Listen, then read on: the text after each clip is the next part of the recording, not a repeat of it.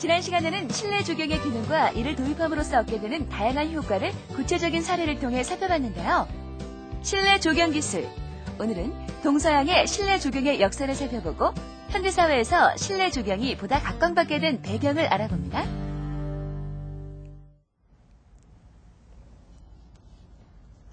안녕하세요. 실내 조경 기술의 김수연입니다.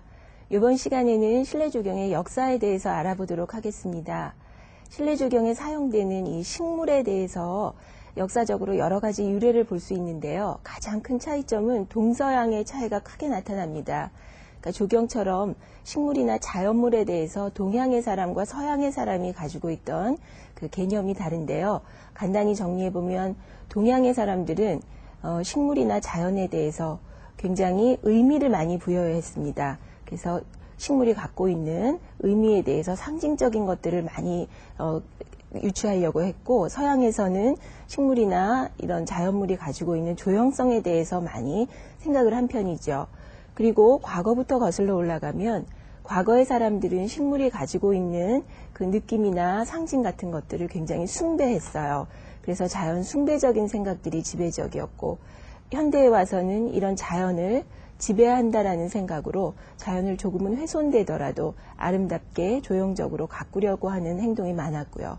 그래서 앞으로의 우리의 자연관이라면 이런 자연과 인간이 조화를 맞추어서 나갈 수 있는 방향을 모색해 봐야 되겠죠. 자, 그래서 실내 조경의 역사를 시대적으로 한번 짚어보면요. 우선은 서양의 경우에는 이집트 시대 때부터 볼 수 있습니다. 모든 문화가 그렇듯이 이집트 시대 때부터는 이 식물에 대해서 사람들이 그 전까지는 원시적이었기 때문에 그것을 식용으로 사용한다든지 이런 경우가 많았는데, 이집트 시대 때 벽화 같은 데 보면 식물을 가지고 장식으로 활용한 사례들을 많이 볼 수가 있었어요. 그리고 그리스 시대에 가서는 이런 것들이 좀 더 본격적으로 시도되어서 요즘 얘기하는 옥상 정원의 흔적 같은 것들도 볼 수 있었어요. 그리고 이것이 로마로 가게 되면 건축 양식과 어울려서 건축의 테라스라든지 창가 주변이라든지 이런 곳을 장식하는 데 식물을 도입하기에 이르렀습니다. 이런 것들을 보면 요즘 우리가 사용하는 조경의 기법들이 아주 오래전부터 도입되었다는 것을 알 수 있습니다. 그러다가 로마를 지나서는 중세를 맞이하게 되죠.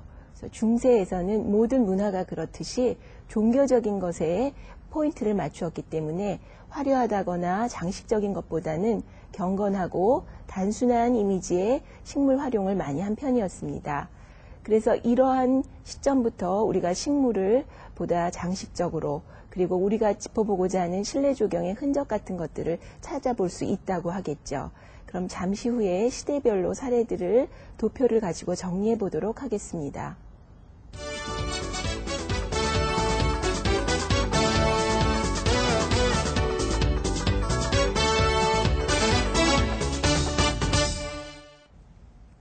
조금 전에 실내 조경의 역사에 대해서 아주 간략하게 개론만 말씀드렸는데요. 이번에는 도표를 가지고 한번 정리해 보도록 하겠습니다.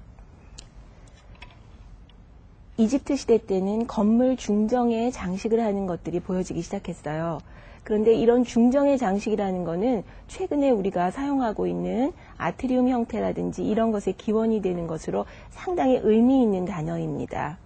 그리고 절화를 이용하기 시작했는데, 절화라는 것은 컷플라워, 그러니까 뿌리째 식물을 사용하는 것이 아니라 커팅한 상태로 이용했기 때문에 장식적으로나 또는 여러 용도로 활용을 했기 때문에 실내 조경에 있어서는 이런 단어들이 상당히 중요한 의미를 지니게 되죠.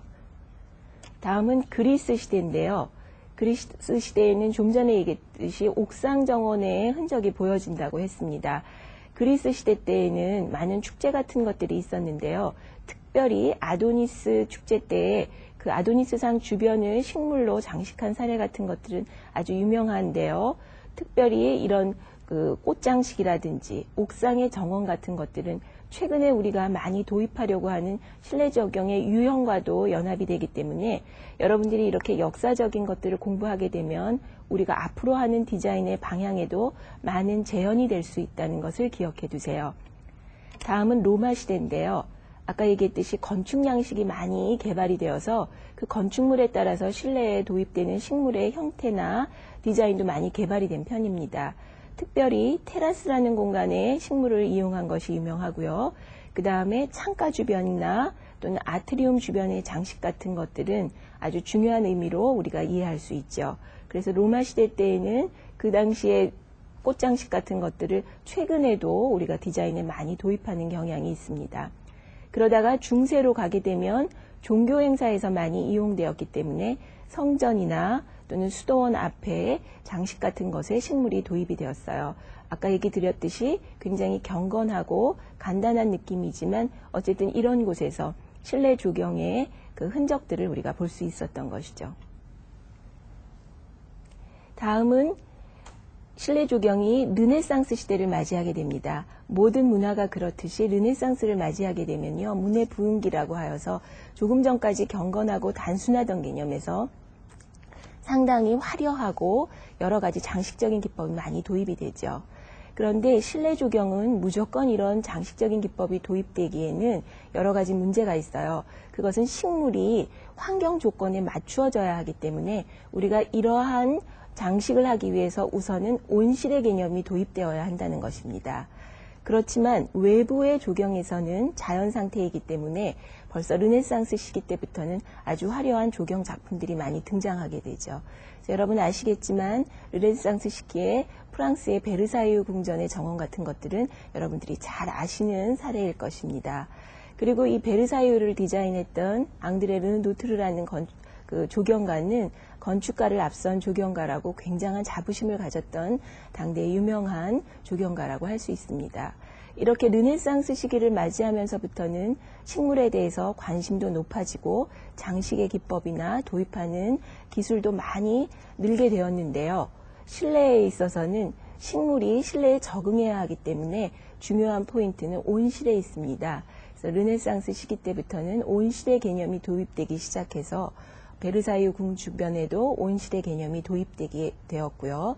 이어서 16세기, 17세기, 18세기 쭉 진행되면서 온실이 조금씩 그 히팅하는 방법이라든지 온실을 우리가 운영하는 그런 방법들이 개발이 되면서 실내 조경이 개발될 수 있는 기초 작업이 이루어지게 되는 것이죠. 그래서 여러분들이 다음 자료를 한번 보시겠습니다. 자, 이것은 1851년에 조셉 팩스턴에 의해서 설계된 최초의 유리 건물인 수정궁이라고 하는 것입니다. 그러니까 바로 실내 조경은 이러한 건물의 상태라든지 주변에 자연 채광이 많이 들어올 수 있는 것들이 중요한 요소로 작용한다 그랬죠. 그래서 이 시대 때 이러한 건물이 생기면서부터 실내 조경은 본격화될 수 있었던 것이죠. 그리고 바로 이런 유리 구조의 건물들이 온실의 개념인 것입니다. 그래서 여러분들이 실내 조경은 디자인도 중요하지만 환경 조건들이 갖추어져야 된다는 얘기가 이런 데서도 입증이 되죠. 그래서 지금 유리 건물과 그 다음에 충분히 온실에 그 준비가 되어서 다양한 식물들이 준비가 되고 나서 이제 실내 조경은 19세기 영국을 중심으로 해서 실제로 굉장히 활성화되는 것을 볼 수 있습니다. 그래서 19세기 영국에서는 부유층에서는 최근에 우리가 무슨 아파트의 평이나 이런 것들로 자기의 부를 상징한다면 당시 사람들은 온실을 가지고 부의 상징을 했다고 합니다. 그리고 귀족들은 이러한 온실에서 이국의 식물들을 키우는 것을 굉장한 고상한 취미로 생각을 했다고 합니다. 그래서 이 당시에는 많은 사람들이 그 십자군 전쟁을 통해서 얻게 된 희귀한 식물들, 그러니까 유럽에 있던 사람들이 많은 열대나 아열대 쪽에 식민지를 정복하면서 얻게 되는 특이한 식물들을 가져다가 이것을 자신의 온실에서 키우고 이걸 가지고 자신의 능력이나 부를 상징했다라는 재미있는 이야기들도 있습니다. 그래서 이 당시에 우리 자료를 한번 보도록 할까요? 가장 실내 조경이 활성화되었던 19세기 영국의 빅토리아 시대 때의 응접실인데요. 여기에 보면 요즘 우리가 실내 정원에서 도입하는 고무나무라든지 야자류라든지 뭐 디펜바키아라든지 파키라라든지 이런 식물들이 그려진 것들이 보여지죠. 이런 것들이 벌써 이 시대 때 사람들한테서 활용이 되었던 것입니다.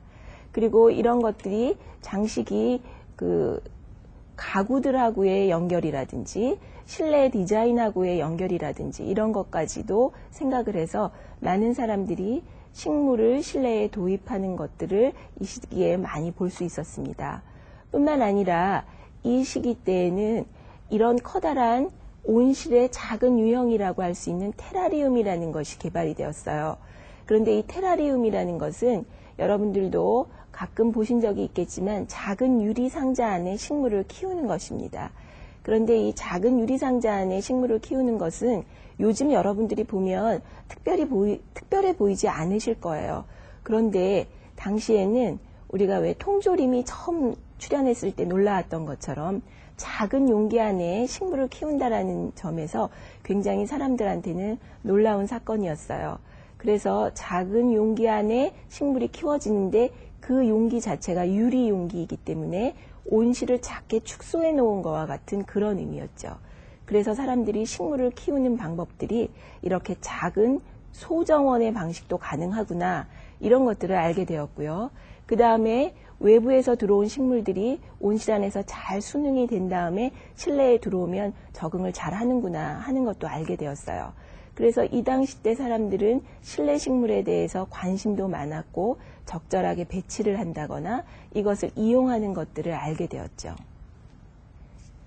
그래서 이 시기 때를 우리는 실내 조경에 있어서 또 다른 르네상스라고 얘기할 수 있습니다. 그래서 19세기 영국을 중심으로 한 빅토리안 스타일을 우리 실내 조경에서는 굉장히 의미 있게 받아들이죠.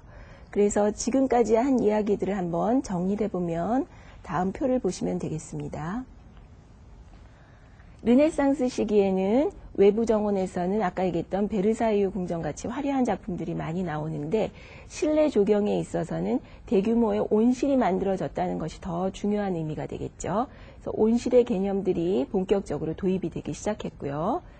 16, 17세기에 들어서는 영국의 부유층을 중심으로 오렌지 온실들이 많아졌는데요. 아까 얘기했듯이 부유층들은 이런 온실을 가지는 것이 커다란 자랑거리였어요. 그러다가 18세기에 들어오면서부터는 온실의 가열 방식이 굉장히 다양화돼서요. 처음에는 자연 채광만을 이용하다가 이제 가온 온실, 온도를 우리가 주는 거죠. 그런데 그 가온하는 방식이 여러 방식이 있어서 코일을 이용하기도 하고 또는 다른 연료를 이용하기도 하고 전기를 이용하기도 하고 이런 시설 원예적인 측면의 방식들이 많이 도입되게 된 것입니다. 그 이후에 19세기에 들어와서는 이제 온실의 개념도 이해가 되고 이 당시 사람들이 십자군 전쟁 이후에 많은 식민지들을 가지면서 그 특이한 식물들을 가져왔다고 했죠. 그래서 그동안 보지 못했던 이국적인 식물들, 주로 관엽식물들인데요. 이런 식물들이 실내에는 환경 조건에 잘 맞기 때문에 이런 식물 가지고 실내 정원을 활성화시키는 거죠. 그래서 이 당시 때 사람들은 실내 정원을 활성화할 수 있는 충분한 식물과 온실의 개념을 통해서 실내 정원을 활성화하는 것이 바로 19세기라고 말씀드릴 수 있습니다. 그래서 영국의 빅토리안 시대의 실내 정원은 우리가 꼭 기억해야 될 부분이라고 말씀드릴 수 있습니다. 그러다가 20세기를 맞이하면서부터는 이제 유럽을 중심으로 했던 귀족주의의 문화가 산업혁명 이후에는 미국으로 넘어가게 되죠. 그래서 시민들이나 일반인들에게도 실내 정원이 많이 보급이 되게 되었습니다. 그런데 좀 전까지의 실내 조경이 작은 어떤 소정원이라든지 아니면은 일부의 취미를 가진 사람들이 가지고 있었다면 20세기에 들어오면서부터는 일반 대중들 그리고 누구나 다 실내 조경을 느낄 수 있도록 대형 건물의 인테리어 플라자의 개념으로 실내 정원이 도입이 됩니다.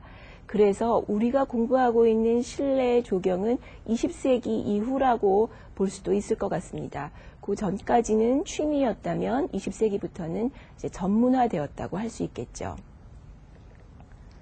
바로 이런 것들이 서양의 실내 조경의 역사라고 할 수 있습니다. 그래서 20세기 이후에는 보다 본격화, 대형화된 실내 조경을 만날 수 있는데요. 자, 서양만 이런 역사를 가지고 있는 것이 아니라 동양이나 우리나라에 있어서도 실내 조경의 역사를 찾아볼 수 있는데요. 자, 그럼 잠시 후에는 동양의 역사에 대해서 살펴보도록 할까요?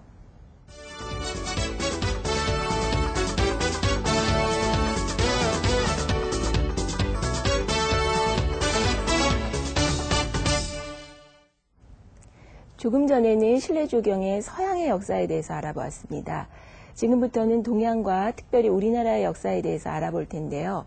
처음에 말씀드렸듯이 서양인들은 조경에 관해서 굉장히 조형적인 가치를 두었기 때문에 역사적인 흔적들은 아마 서양에서 더 많이 볼 수 있을 것입니다. 그러나 결코 동양에서도 실내 조경에 대해서 흔적이 없었던 것은 아니고요. 그리고 일반 외부 조경에 있어서는 한국의 조경이 가지는 그 의미가 상당히 깊고요. 그다음에 동양 조경은 그 사의주의적인 조경이라고 하여서 식물 하나하나마다 가지고 있는 의미를 상징적으로 이해했다는 점에서 조경적 가치를 상당히 높게 볼 수 있습니다. 그러면 그 동양 조경에 있어서의 처음이라고 하면 역시 중국부터 볼 수가 있는데요. 중국의 고분 벽화라든지 문헌을 통해서 보면 그 흔적들이 아주 구체적이진 않지만 식물을 가지고 실내에 장식을 한다든지 용기 안에 재배를 한다든지 이런 것들을 볼 수 있습니다. 그리고 우리나라의 경우에도 그 흔적들을 볼 수 있는데요. 우리 한번 도표를 보도록 할까요? 도표를 보면요. 고려 말엽에는 난과 소나무의 분재 같은 것들을 우리가 찾아볼 수 있습니다. 우리 그 주거 환경이요. 과거에는 지금처럼 밀폐되어 있지 않고 문만 열면 자연을 접할 수 있어서 실내에 들어오는 식물들은 이렇게 분재 형태라든지 용기 안에 재배하는 형태가 많았죠. 그래서 이런 난이라든지 소나무는 특별히 한국인의 정서에 맞아서 우리가 선호하는 식물들인데요. 이런 것들이 분재 형태로 나타나는 것을 볼 수 있었고요. 다음 17세기 초에는 꽃꽂이나 수경재배 같은 것들로 나타나는 것들을 볼 수 있었어요.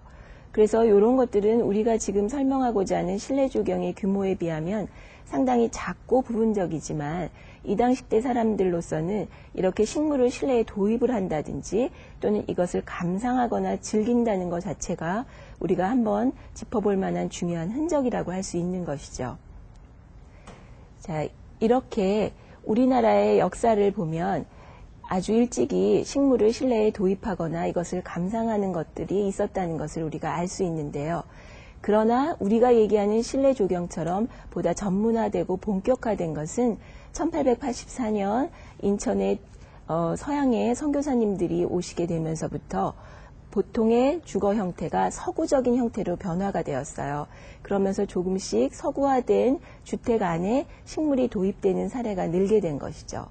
그리고 보다 본격적인 것은 1970년대 이후에 아파트 문화가 도입되면서부터라고 할 수 있습니다. 첫 번째 강의에서 말씀드렸듯이 아파트 문화로 주거 환경이 변화되면서부터는 사람들이 자연을 접할 수 있는 기회가 많이 줄어들게 되었다는 것입니다. 그래서 실내에 식물을 도입하는 것이 누가 시키지 않아도 좀 자연을 보고 싶어하는 그런 욕구 때문에 자연스럽게 발생한 것인데 이것이 우리나라는 1970년대에 아파트가 많이 건설되면서부터라고 할 수가 있겠고요. 이것이 1980년대에 또는 1988년 올림픽을 기점으로 해서 주거 공간뿐만이 아니라 상업 공간, 특히 호텔이나 백화점, 레스토랑처럼 많은 사람들이 모이는 공간 안에 대형화된 실내 조경이 도입되면서부터 우리가 생각하는 전문적인 실내 조경의 양상이 나타나기 시작한 것입니다. 그리고 이것이 90년대와 최근에 들어서는 환경적인 요소라든지 보다 본격적인 사람에게 도움을 줄 수 있는 실내 조경으로 변화되어서 최근의 실내 조경의 형태들을 보면 다음 사진을 보실 수가 있겠는데요. 한번 보실까요? 자, 이것처럼 첫 시간에 말씀드린 것처럼 충분히 자연 채광이 도입되고 건축물의 높이를 자연스럽게 커버할 수 있으면서 사람들이 쉴 수 있는 휴게 공간이라든지 만남이나 모임이 이루어지는 다목적 공간의 실내 조경이 도입되는 사례들을 볼 수 있습니다. 이것은 최근에 우리나라에 도입된 실내 조경의 현황들인데요. 이런 식으로 실내 조경이 도입되면서부터는 모든 사람에게 실내 조경이 아주 유익한 공간으로 활용이 되는 것들을 볼 수 있습니다. 이렇게 해서 실내 조경의 역사를 동양과 서양으로 나누어 보았는데요. 여기에서의 포인트는 과거의 실내 조경은 취미 수준이었다면 앞으로의 실내 조경은 전문화되어야 된다는 것입니다. 그래서 여러분들이 이 공부를 하시면서 취미 수준의 실내 조경을 보다 전문화시키기 위해서는 꼭 짚어야 될 부분이 있는데, 그것이 바로 실내 조경을 도입하는 단계를 제대로 밟아나가는 것입니다. 그래서 실내 조경의 프로세스가 상당히 중요한데요. 그 실내 조경의 프로세스라면 제일 처음에는 조사 분석을 충분히 하고요. 그거에 맞춰서 계획 단계에서 짚어야 될 모든 내용들을 다 계획 단계에서 짚어보고, 그것을 가지고 충분한 실시 설계와 이어서 시공과 유지 관리, 이렇게 5단계를 철저히 거쳐야지만이 좋은 실내 공간이 탄생한다는 것입니다. 제가 가끔 학교에서 학생들한테 물어보면 실내 조경 회사에서 일을 하고 왔는데 어떤 학생은 시공을 하고 와서 실내 조경은 시공이다, 이렇게 얘기하는 학생도 있고요. 또 어떤 학생들은 유지 관리 쪽을 하고 와서 실내 조경은 유지 관리다, 이렇게 얘기하는 학생들도 있습니다. 다 맞는 얘기인데 중요한 것은 1단계부터 5단계까지의 모든 과정을 전체적으로 이해하셔야지만이 실내 조경 전체를 이해하시는 것이고, 이것이 미래지향적인 실내 조경의 방향이라는 것입니다. 그래서 여러분들이 이 5단계의 실내 조경을 잘 짚으셔야 하는데요. 그래서 우리 한번 조사 분석 단계부터 보면 다음과 같습니다. 자, 조사 분석 단계를 볼까요? 첫 번째는 실내 조경을 시작할 적에 의뢰자의 요구사항을 파악해야 한다는 것입니다. 어떤 사람이고 또 식물에 대해서 얼만큼 관심이 있는 사람이 시작하는 실내 조경 공간인지를 아셔야지만이 그거에 맞춰 정확한 계획을 할 수가 있습니다. 또 이어서 물리적 환경 분석, 이것은 아주 중요한데요. 특별히 식물이기 때문에 자연광, 채광에 관한 것들을 꼭 기억하셔야 하고, 관수나 배수에 대한 것들도 꼭 처음에 분석을 하고 이 작업을 시작해야 된다는 것입니다. 그리고 좋은 디자인의 실내 조경이 나오기 위해서는 기초적인 실내 인테리어라든지 건축 디자인의 개념을 이해해야 되는 시각적이고 미학적인 분석을 해야 한다는 것입니다. 다음은 기본 계획 단계죠. 이게 바로 디자인 단계라고 할 수 있는 것인데요. 이 단계에서는 프로그램을 작성해야 하고요. 기본 구상, 대안 작성을 하는데 이게 바로 마스터 플랜의 개념들입니다. 그리고 동선이라든지 기본 구조라든지 배치, 조명, 배식, 그리고 계략적인 공사비까지를 이 단계에서 생각을 해둬야 하는 거죠. 이것이 아주 중요한 단계라고 볼 수 있고, 이 부분을 다음 시간에 아주 구체적으로 공부할 건데요. 이 점을 꼭 기억해 두시기 바랍니다. 다음 단계는 실시 설계 단계입니다. 실시 설계 단계라는 것은 종합 분석도, 도면을 그리는 단계이고요. 그 다음에 설계 도서를 작성하는데 여기에는 도면, 내역서, 시방서, 수량 산출 근거까지를 뽑아서 우리가 보통 얘기하는 평면, 인면, 투시도, 단면도, 그 다음에 견적이나 이런 모든 필요한 설계 도서를 작성하는 단계라고 볼 수 있습니다. 다음 단계는 시공 단계죠.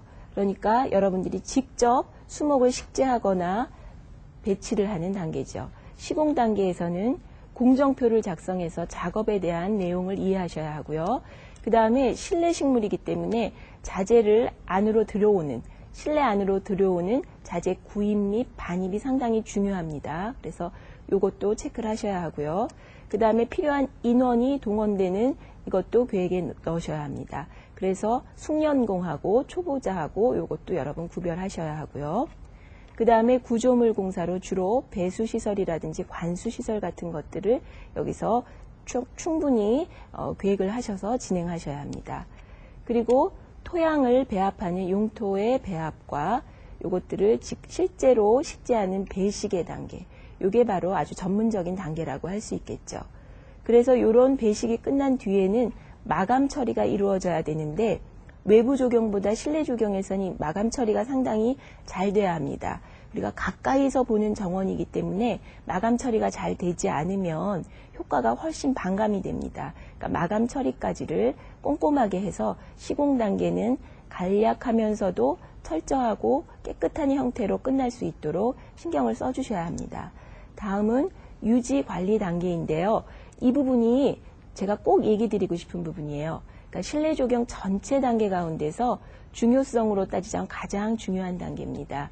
왜냐하면 식물은 도입도 중요하지만 유지 관리가 중요하기 때문에 유지 관리를 안 할 경우에는 도입하기 이전보다 못할 경우도 있습니다. 그래서 광 조건, 온도 조건, 수분 조건, 또 병충해나 영양분까지를 넣어서 충분히 유지 관리를 해 주셔야지만이 실내 공간이 끝까지 쾌적한 공간으로 유지가 될 수 있습니다. 간혹 건축하시는 분들이나 이런 유지 관리를 조금 잊고 유지 관리가 잘 안 되는 실내 조경 공간을 볼 수가 있어요. 그렇게 되면 처음에 계획했던 것과는 달리 굉장히 지저분한 공간으로 변화된 것들을 볼 수 있습니다. 따라서 여러분들은 유지 관리에 대해서 중요하다는 것을 기억하시고 앞으로 유지 관리에 필요한 모든 이론적인 것들을 완전히 마스터하시기 바랍니다. 그렇게 해서 실내 조경이 도입되는 프로세스를 한 가지씩 짚어보았는데요. 이러한 이유들은 여러분들이 보다 나은 실내 조경을 도입하기 위한 아주 중요한 단계라고 볼 수 있습니다. 그럼 지금까지 공부한 내용들을 포인트로 한번 짚어보도록 하겠습니다.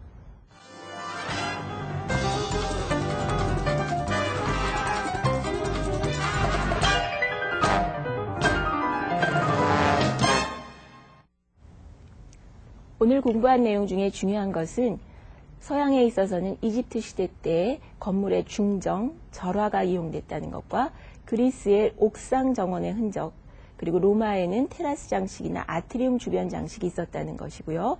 중세에는 종교 행사에서 많이 이용되었다는 것입니다. 그리고 르네상스에서부터는 대규모의 온실들이 만들어지기 시작했다는 것이죠. 이어서는 16세기, 17세기로 들어오면요. 영국을 중심으로 해서 온실이 많아지게 되는데요. 이것이 18세기 이후에는 가열 방식이 다양화되고 19세기의 빅토리안 시대 때는 본격화되어서 20세기 이후에는 인테리어 플라자의 형태로 바뀌었다는 것입니다. 그리고 실내 조경을 도입하는 과정에 있어서는 크게 5단계로 나누어지는데 조사 분석 단계에서 조사를 하고 기본 계획 단계에서 디자인을 하며 실시 설계 단계에서는 도면과 필요한 서류들을 작성하고요. 시공 단계에 들어가서 시공을 한 뒤에 유지 관리 단계에서 식물을 유지할 수 있는 관리 체계를 세워야 된다는 것입니다. 그래서 이 단계들을 구체적으로 짚어갈 적에 쾌적한 실내 공간이 오래도록 유지될 수 있다고 여러분에게 말씀드렸습니다. 다음 시간에는 실내 조경 프로세스에 대해서 말씀드리겠습니다. 실내 조경 프로세스는 실내 조경의 일을 전반적으로 이해하는 데 꼭 필요한 부분입니다. 자기가 하고 있는 일의 프로세스를 안다는 것은 그 분야의 전문가로서 꼭 갖추어져야 될 부분이죠. 다음 시간을 기대하면서 여기서 마치도록 하겠습니다. 감사합니다.